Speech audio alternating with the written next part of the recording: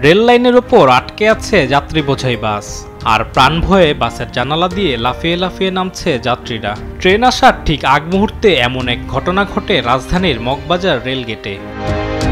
শুক্রবার রাত 11টার কিছু পরে আজমেরি গ্লোরি পরিবহনের একটি বাস আটকে যাওয়ার ভিডিও সামাজিক যোগাযোগ মাধ্যম ফেসবুকে ছড়িয়ে পড়ে, যা মুহূর্তেই ভাইরাল হয়।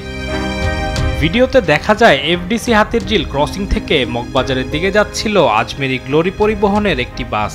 বাসটি রেল লাইনে উঠতেই হঠাৎ সেটি আটকে যায়। চালক কিছু সময় চেষ্টা করেও সেটি সামনে বা পেছনে নিতে পারেননি।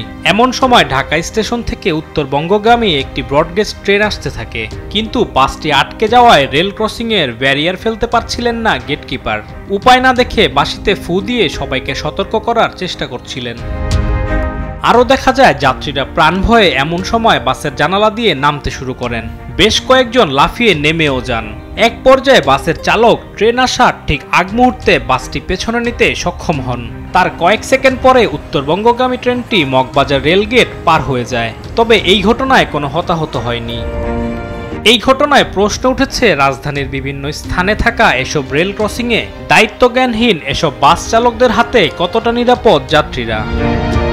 আলিমুজ্জামান সাফওয়ান, দেশ টিভি, ঢাকা।